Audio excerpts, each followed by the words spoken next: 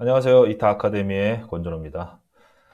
자, 128회 발성배정 기술사 출제에 대한 분석 자료를 가지고 좀 말씀을 드리겠습니다.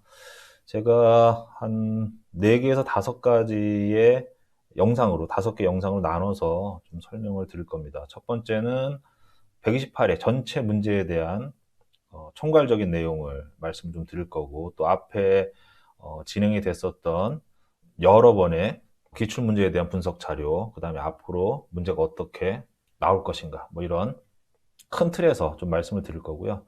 그 다음에 매회 각 교시별로 간략하게 제가 그 핵심적인 내용을 좀 짚어서 설명 좀 드리겠습니다. 자, 첫 번째 시간에는요, 한 15분 정도 설명을 좀 드리려고 하고요. 128회 시험이 어떻게 출제가 됐는지, 이 부분에 대해서 집중적으로 좀 분석 자료를 통해서 제가 좀 말씀드리겠습니다. 또 128회 이 분석에 대한 설명이 앞서 제가 127회에 대한 경향 분석이라든지 뭐 문제 해설에 대한 영상은 찍지를 않았습니다. 그 이유가 뭐 다들 잘 아시겠지만 합격자가 한 명도 안 나왔기 때문에 뭐 합격자가 없는 시험 자체는 뭐 어떻다고 가타부타 제가 뭐 드릴 말씀이 없습니다. 한 명이라도 나와야 어떤 전략을 수립하는데 뭐 한 명도 없다라고 하면 뭐 무슨 의미가 있겠습니까? 그래서 지난번 시험은 제가 건너뛰었고요. 건축전기도 마찬가지로 한 명밖에 배출이 안 됐습니다. 뭐 이런 시험은 제가 분석을 해드리는 게 아무 의미가 없다. 저도 시간 낭비고 또 그 영상을 보시는 분들도 뭐 큰 뭐 얻는 것이 없기 때문에 제가 그런 의미에서 지난번 경영 분석은 제가 기술사 강의를 하고 나서 지금 13년 정도 됐는데 경영 분석을 안 한 거는요, 지난번이 처음이었습니다. 그래서 뭐 앞으로도 이제 쭉 이어질 건데 이렇게 합격자가 안 나오고 하면 뭐 그런 문제에 대해서는 제가 분석을 할 수 없다라는 걸 좀 양해를 해 주셨으면 좋겠습니다. 자, 이제 본격적으로 분석한 내용을 좀 보겠습니다. 한 2페이지 정도로 요약을 했습니다. 자, 첫 번째 자료를 보시면, 이 자료는요, 전기 인사이드라는 네이버 카페가 있습니다. 거기에 제가 올려놓을 거고요. 또 이 다카데미 홈페이지에도 이 자료가 올라갈 겁니다. 그래서 그 자료를 다운받아서 보시면 될 겁니다.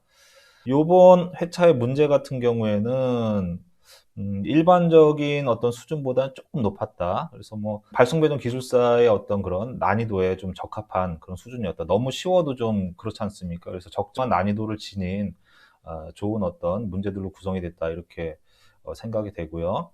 여기 제가 기술을 해놨는데 앞서 시행된 시험보다 조금 쉽게 출제가 됐습니다. 왜냐하면 여기 보시면 제가 이제 124회서부터 128회까지 난이도하고 그 다음에 합격자 수를 여기 기재해 놨습니다. 자, 요거는 필기시험 기준입니다.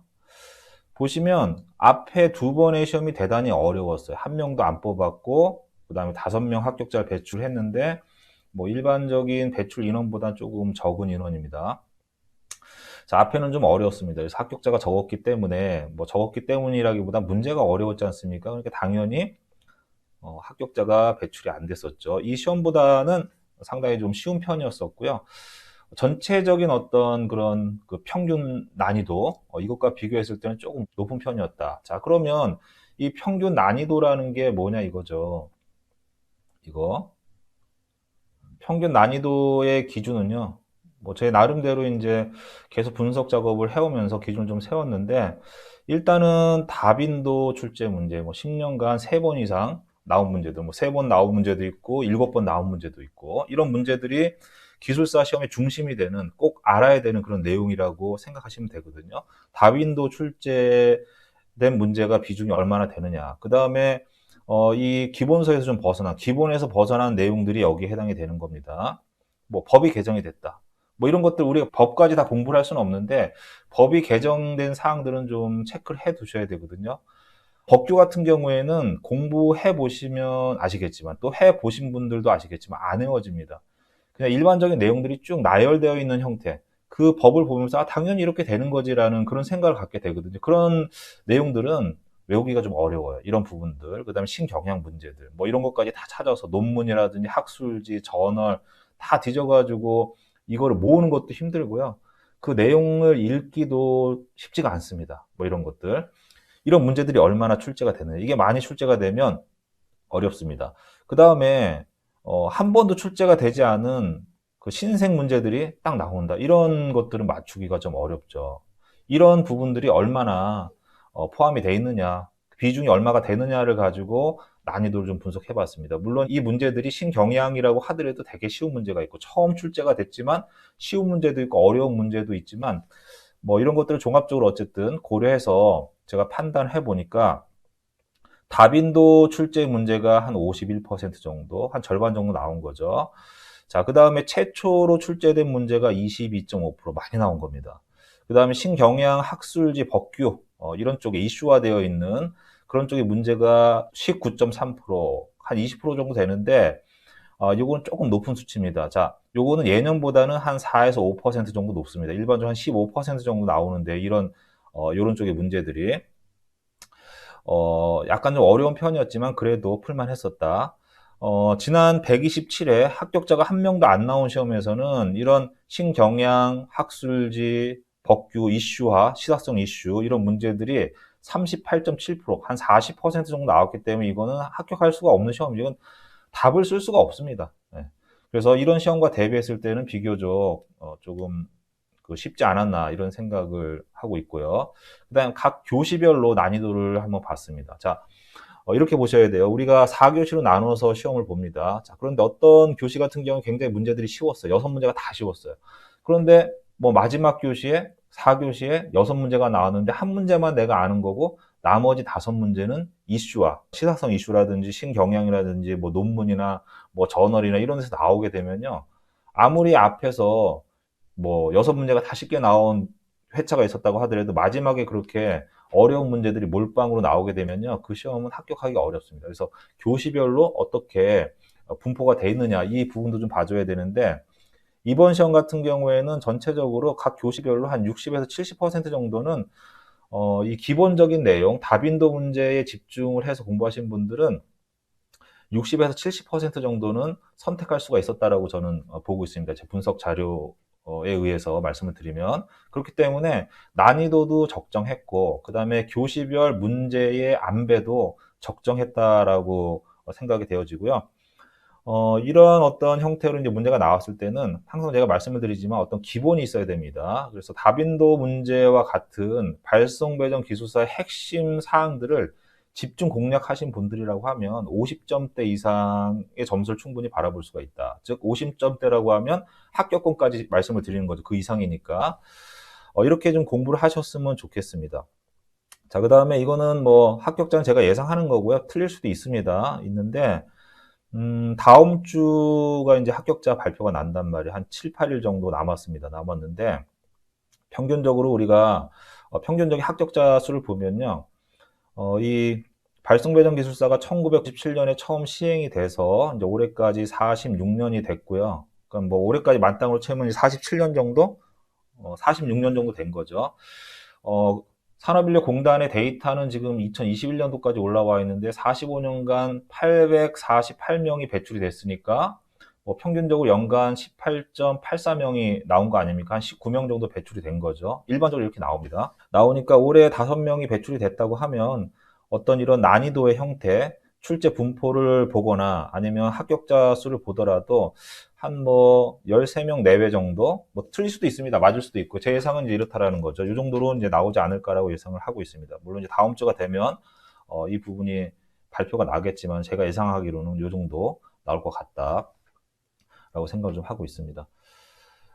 그 다음에 이제 출제 문제에 대한 특이 사항들을 제가 이제 짚어서 말씀을 드리고 있고요. 일단 다빈도 문제가 16문제가 나왔습니다. 51.6% 정도. 10년 동안 3번 이상 나온 거기 때문에 이런 문제들은요. 발송배정 기술사를 공부하면서 우리가 기본적으로 알아야 되는 내용들이에요. 기술사 문제가 31문제가 출제가 된다는 건 다 알고 계시죠. 이 중에서 우리가 몇 문제를 풉니까? 22문제를 선택하기 때문에 70%만 풀게 됩니다. 그러니까 기본적인 문제들이 51% 나왔다라는 것은 내가 답안지를 써야 되는 내용 중에 한 80% 정도는 내가 우리가 이제 기본적으로 공부해야 되는 사항들에서 나왔다 이렇게 생각하셔야 되고요. 또 기술사 시험이 선택을 해서 푸는 시험이긴 하지만 그 선택해서 푸는 문제들도 다 잘 쓰진 못합니다. 22문제를 선택해서 푸는데 22문제를 완벽하게 다 잘 써서 합격하시는 분들은 거의 없다. 이 22문제 중에 한 80% 정도, 70에서 80% 정도, 한 16개에서 17개 정도는 굉장히 잘 쓰고, 내가 전체 합격자 응시인원 중에서 뭐 상위 1%, 2% 안에 든다, 1% 안에 든다, 이런 생각을 가지고 100명 중에 1등 안에 든다. 그러니까 500명이 응시한다고 하면요, 한 5등 안에 들 정도로 답안을 쓴다, 이렇게 생각하셔야 되고요. 나머지 한 5문제 정도는, 조금 이제 정확하게 알진 못하지만 내가 어렴풋이 어떤 개념 정도, 그 다음에 알고 있는 내용을 좀 응용을 해서, 융합을 해서 정답에 가까운 형태의 답안지를 기술한다. 이런 관점으로 접근하시면 좋은 점수를 받으실 수가 있고, 대부분이 그렇게 해서 합격 점수를 받게 되는 겁니다.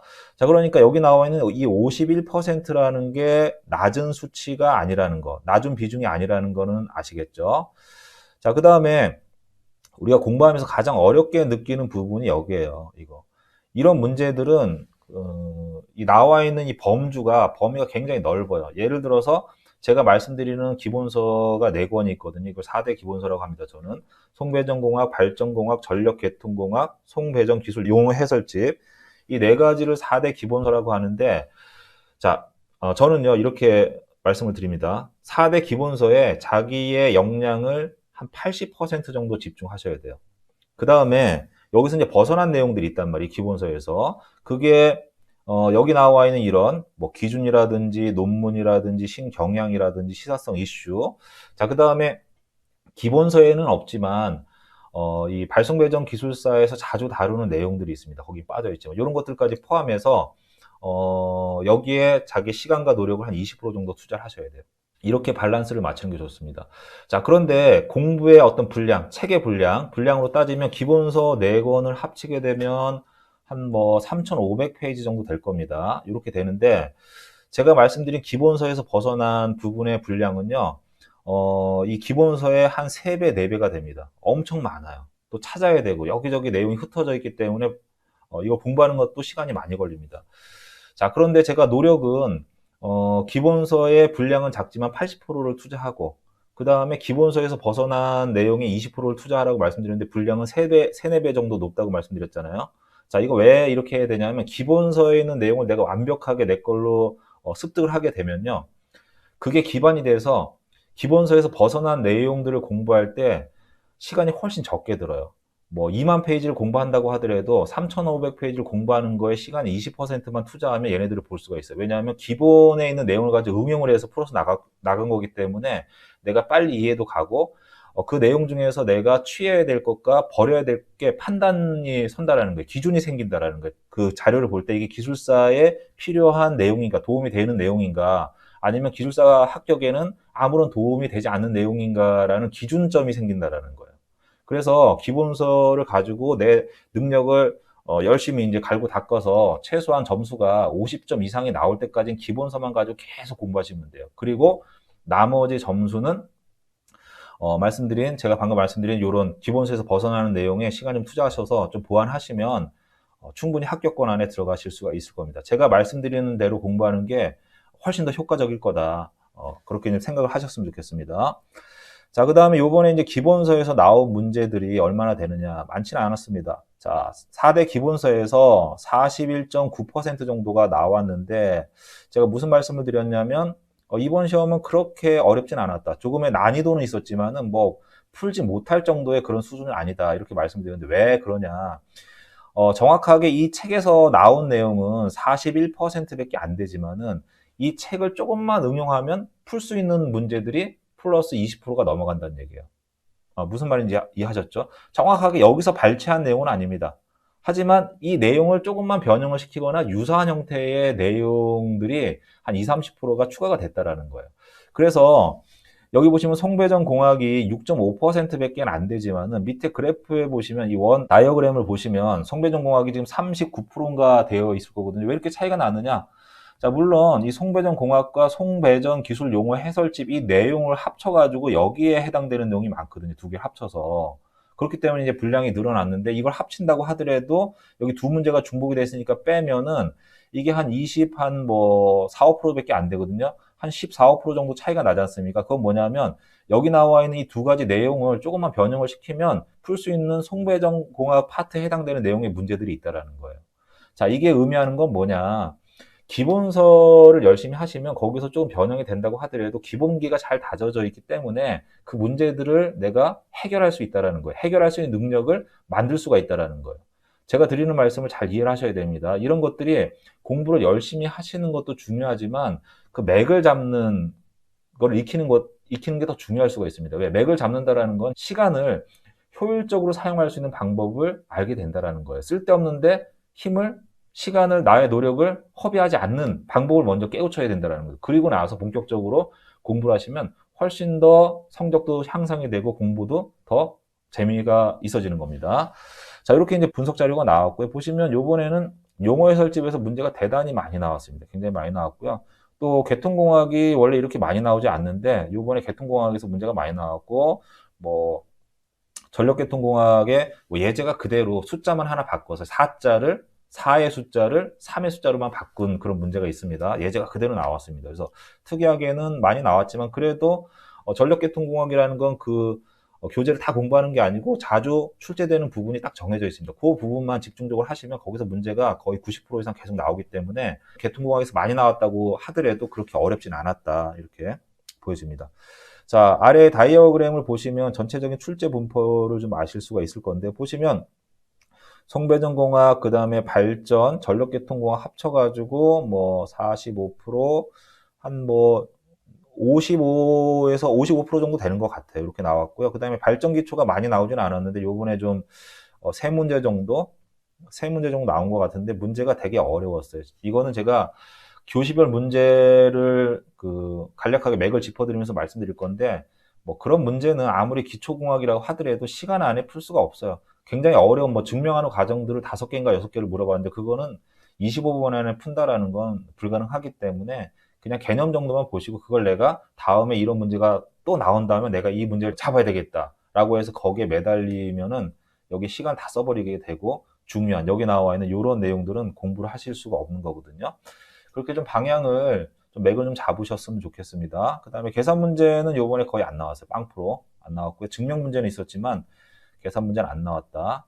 그다음에 전력 품질, 뭐 고주파 문제가 의외로 좀 많이 나왔습니다. 두 문제가 나왔는데 일반적으로 발송배제는 고주파 문제가 나오긴 하지만 뭐 한 회에 2개, 3개씩 물어보진 않거든요. 2문제, 3문제씩 나오진 않는데 요번에는 특이하게도 좀 그렇게 나왔고 그 다음에 총론에 해당되는 거, 뭐 규정이라든지 감리라든지 총론이라든지 이런 쪽의 문제들이 조금 많이 나오는데 이런 것들이 이제 조금 접근하기가 조금 어렵습니다. 왜냐하면 이 규정을 보시면 아시겠지만 이게 우리가 공부할 수 있는 내용이 사실 아니에요. 왜냐하면 거기에 여러 가지 증명 과정이라든지 공학적인 요소들을 싹 다 빼버리고 문장의 형태로만 이렇게 설명이 되어 있거든요. 그러니까 그걸 공부하려면 실질적으로 이제 그거 해당되는 공학적인 개념 또 실무적인 개념들을 내가 별도로 공부해야 되기 때문에 잘 외워지지도 않고 공부하기 좀 쉽지는 않습니다. 그래서 이런 분야의 문제들 아까 말씀드린 여기에 해당되는 거죠.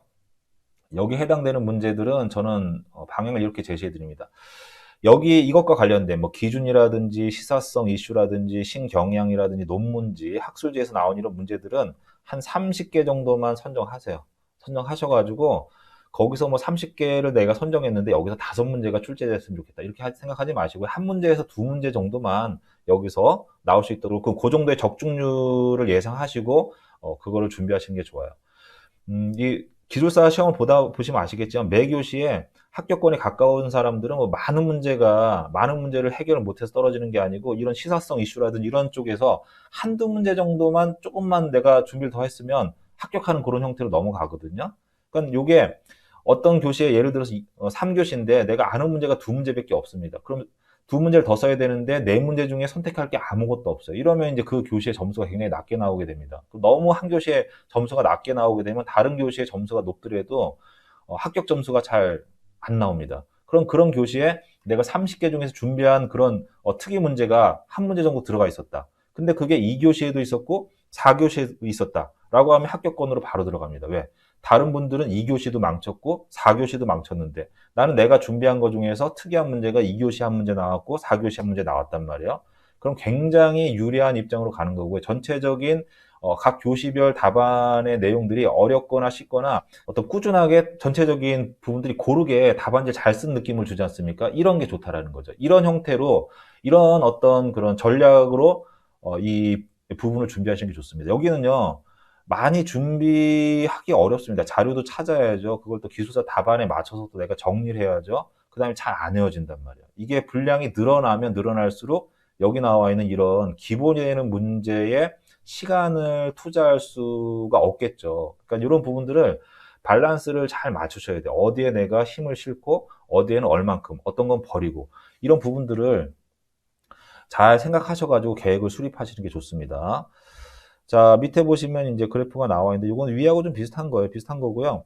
여기 보시면 128회가 이제 파란색이고 전체 10년치 조금 넘는 그 출제 비중이 빨간색인데 보시면 그래프가 거의 흡사하게 나가지 않습니까? 이런 건 이제 크게 변화가 없어요. 약간 어떤 부분에 있어서 이제 한 5% 정도, 10% 정도 왔다 갔다 하겠지만 플러스 마이너스 전체적인 흐름은 송배전공학이 가장 많고 발전공학, 개통공학 이렇게 쭉 가지만 요번 회차는 제가 개통공학이 좀 많이 나왔다고 말씀드렸고요. 평상시보다 한 10% 정도, 한 3문제 정도 더 나왔지만 이게 뭐 5문제, 10문제가 더 나오진 않지 않습니까? 왜냐하면 그 문제를 낼 수 있는 자원들이 어느 정도 정해져 있기 때문에 이런 것들이 흐름이 바뀌진 않아요. 그러면 이걸 보시고서 어떤 생각을 하셔야 되냐면 이게 전체적인 어떤 흐름이고 요번에는 약간의 들쭉날쭉한 거 있지만 모양새는 좀 비슷하게 흘러가고 있단 말이에요. 그럼 공부의 시간도 여기에 나와 있는 비중만큼 이렇게 배분하셔야 됩니다. 자, 그런데 어떤 분들은 나는 여기에 특이한 부분을 많이 공부하고 싶어. 남들하고 차별화시키고 싶어. 여기에 시간을 80% 투자하시고 여기 80% 투자했으니까 시간이 20%밖에 안 남지 않습니까? 그러면 80%가 나오는 지점에는 시간을 20%밖에 투자 못 한다라는 거예요. 그럼 어떻게 되는 겁니까? 여기서 아무리 많은 시간 투자해봤자 점수를 받을 수 있는 확률은 20%밖에 안 되니까 만점을 받아도 20점밖에 안 되는 거고요. 여긴 시간을 덜 투자했으니까 만점을 받아야 되는데 20%만 투자했으니까 여기선 15점만 받았어요. 그럼 학교 점수가 35점밖에 안 되는 거죠. 예를 들어서. 무슨 말인지 아시겠죠? 이런 형태로 전략을 수립하시는 게 좋습니다. 자, 이번 회차 같은 경우에는요, 전체적으로 문제가 상당히 잘 나왔다. 지난 회차 같은 경우에는 뭐 손도 못 댈 정도로 굉장히 좀 어려웠었는데, 물론 이번 문제 중에서 일부 뭐 한두 문제 정도, 서너 문제 정도는 좀 굉장히 어려운 부분이 있었지만, 기술사 시험에서는 선택권이 있기 때문에 그런 문제들은 스킵하고 넘어가면 되는 거거든요. 그렇기 때문에 전반적으로는 적정한 난이도를 지닌 좋은 회차의 문제였다 이렇게 보여집니다. 다음 주에 합격자 발표가 있는데 뭐 저는 이제 좀 기대를 좀 많이 하고 있습니다. 요번에 한 13분, 10명 이상 나오지 않을까라는 생각하고 있는데 그거는 이제 채점하시는 분들이 정권을 가지고 계시기 때문에 그거는 뭐 제가 뭐 많이 나왔으면 좋겠다라고 해서 많이 나오는 것도 아니고 요번에 적게 나오지 않을까라고 얘기한다고 적게 나오는 건 아니지만은 다음 주까지 어쨌든 좀 기다려 보시고요. 또 이 기술사 공부라는 건 시험을 잘 봤던 못 봤던 간에 꾸준하게 공부하시는 게 중요한 거니까 발표 날까지도 이제 놀지 마시고 시간을 적정하게 안배해서 공부하시고요. 요번에 잘 되신 분들은 이제 면접 준비도 해야 됩니다. 면접도 굉장히 어렵거든요. 또 뭐 아쉽게도 좀 안 되신 분들은 다음 시험이 또 있으니까 꾸준하게 계속 공부하시다 보면 그런 분들이 중간에 시험 끝나고 합격자 발표하고 약간의 공백 기간이 있는데 그런 공백 기간이 생기지 않고 공부하시는 분들이 결국에는 합격을 하시고 또 빨리 합격을 합니다. 그렇기 때문에 꾸준하게 합격하실 때까지, 되실 때까지 공부를 계속 하셨으면 좋겠습니다. 자, 이번 경량 자료는 여기서 마무리하고요. 제가 각 교시별 문제 분석에 대한 부분을 간단하게 좀 다시 촬영해서 올려드리도록 하겠습니다. 끝까지 시청해 주셔서 감사합니다.